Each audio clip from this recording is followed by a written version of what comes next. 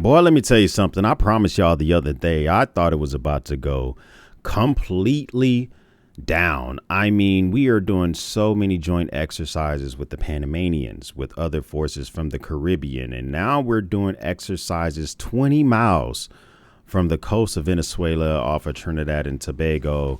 We're doing exercises in jungle warfare, how, touching up our skills on going through buildings and making sure there's no one there, as well as just overall prepping ourselves just in case it's time to go ahead and touch soil in Venezuela. But some would say that we're already in Venezuela. At least Venezuela's claim that they capture operatives who are CIA aligned, already doing stuff in their country. We have a huge buildup of forces in that area. And here's the thing, we absolutely cannot keep those forces there forever. But the thing is that, we don't just build up forces in a particular area and keep them there forever. 10% of our Navy as it stands right now is in the Caribbean. I mean, we can't keep that many people there and not do anything with them. So if you don't think that there is a more likely than not chance that we're going to do something in Venezuela, then I got a bridge I can sell for you. That's just my opinion, though. I think it's highly likely, everything that we're seeing. I mean, the briefings that the president is getting, according to multiple reports. Here's from the Telegraph. President Trump was briefed on plans for Venezuela land strikes. This is extremely important because not only was he briefed on these plans and we have assets in the area, but also on top of all of that, we have named this operation and we made that name publicly. We don't oftentimes make names of operations public. We normally would kind of just kibosh those and keep those to ourselves. And although this was announced by the Secretary of War the other day, Operation Southern Spear is the name that the U.S. military is expanding its anti-drug campaign in the Caribbean. Now, the crazy thing is although this was announced literally just a few days ago, 2 days ago to be exact, the Operation Southern Star name came about in January, like literally a couple of days after the president took office. The name Operation Southern Star was already a thing. So I don't know if we're just expanding our anti-drug stuff or we're making the name more public because it was already on the Department of Navy's website and it's something that we were already able to see. But that's kind of neither here nor there. We know that for a fact, we now have the USS Gerald R. Ford in the Caribbean, the largest vessel in our naval fleet. We have all sorts of assets that are in the area. Nearly 12,000 sailors and Marines are positioned in the area. Now, that's not enough to do a whole invasion of a country, at least not in my, experience for what we would need to go into a country the size of Venezuela. I mean, if you look at the size of the forces we had when we went into for Noriega in Panama in the 80s, it was around the same size. Actually, it was bigger, and it was a 2-year buildup before we went in. And just the thing about I'm comparing what happened in Panama and what could happen in Venezuela as what I think may happen, because back then, Papa Bush went into Panama. He did not let Congress know beforehand. He did let them know 24 hours later and briefed them on why he needed to do that. Now, the difference with Panama and with Venezuela, I think 70% of the country back then, 100% thought it was important for us to go in there and get rid of his ass. And ultimately, literally within a couple of months after we went in there, Congress passed a resolution authorizing the use of force by the president. This one's a little bit different because I don't know if we 100% are going to be the exact same way.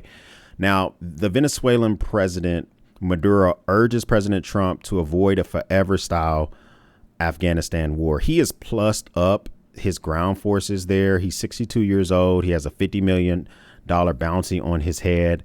He absolutely has more reasons than not to try to convince us we don't want to go to war there and just be there forever.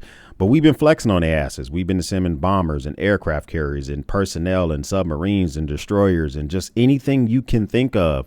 It has been in the area. And this photo here is Nicolas Maduro out in public, feeling more pressure to make himself be seen a little bit more. He's been inside of kind of like the presidential grounds for a few months now.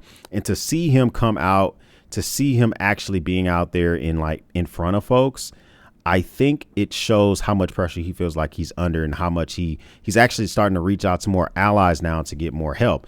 And the crazy thing is that President Trump has said that he has kind of sort of made up his mind on what we're going to do in Venezuela. Now, he obviously knows more than we do, but we're doing exercises off of Trinidad and Tobago. He's been briefed on different things. Allegedly, the CIA is already in country. CNN has reporters in Caracas, and they're directly talking to the Venezuelan president, and where they're getting his thoughts. And you can just overall tell that this buildup is definitely that I think is going to be happening sooner than later. These are recently just able to ask the Venezuelan president his thoughts on what he wanted to say to the United States. And this is what he said. What is your message to the people of the United States, President? To unite for the peace of the continent. No more endless wars. No more unjust wars. No more Libya. No more Afghanistan. Do you have a message for President Trump? My message is yes, peace.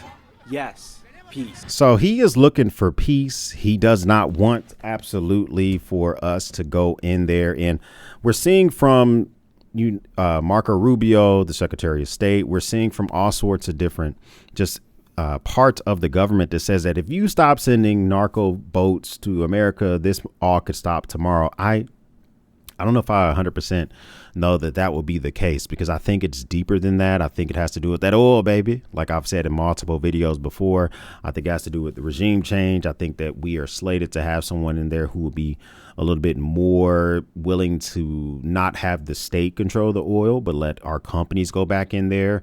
And ultimately, I think that this is going to grow bigger and bigger. Venezuela condemns the military action and provocation of the CIA off the coast of Trinidad and Tobago. They're saying that they've already caught some operatives in there, and they think that the CIA is trying to spur full military confrontation from within the country and try to give a reason for the United States to go in, whether it's a false flag or whatever the case may be. I don't think this ends any sooner than later. And there is definitely an elephant in the room domestically, the politics that's going on here with the Epstein files and the political pressure that the president is feeling there. And allegedly he's being named in those files. I think that more things could happen that could affect us actually going into Venezuela. And some people could say it's a distraction. I'll leave that up to you if that's something that you may think, or some others may say, no, we need to do this. They are killing thousands of Americans per year, and this is something that needs to be done. Is it? I'm not sure. Do I believe that they're going to go to Congress before they do anything? No, I don't think that's going to happen at all. I don't think that's a thing that we're going to see. And ultimately, this could affect a lot of different things, whether it's a good or bad way. I mean, let's just be real. If we come into possession through our companies or companies that were heavily aligned to us, like BP and Exxon and Shell, of more oil, I mean, that could drive down the cost of energy, not having to wait. We already bought oil from Venezuela, and if we get more of it, I guess that can drive energy costs down here. But they also have rare earth minerals that they do a lot of sharing with China. And we don't like that. We would much rather have some of those rare earth minerals for ourselves. And the Venezuelan president is reaching out to people he or believe are allies for help. Iran, Russia, China, offering them the kitchen sink to try to help supply just in case he needs it. Where does this go? What does this mean for your prep? I think this could affect you in an economic way. If we were to go to war in the Western Hemisphere, it could drive up prices. It can disrupt trade routes. And of course, even more important than economic things that it could affect is the blood, sweat, and tears that would go into that. The casualties that would be taken for us to go into Venezuela is a real thing. And if it is a CIA operation only, less likelihood. But I just don't see a buildup of over 12,000 troops, the USS Gerald R. Ford, and just multiple assets of vessels and aircrafts, meaning that we're not going to do anything. But I could be completely wrong. What do you think? Do you think that Venezuela is a full send? It's a go? Do you think that we're just trying to knock out a couple more boats and we gonna get up out of there? I would love to know what your comments down below. First time stopping by, hit the subscribe button. I would love to have you part of the battalion. If this is not your first time stopping by, well, thank you once again for watching me run my grape. For everyone else, we'll speak soon.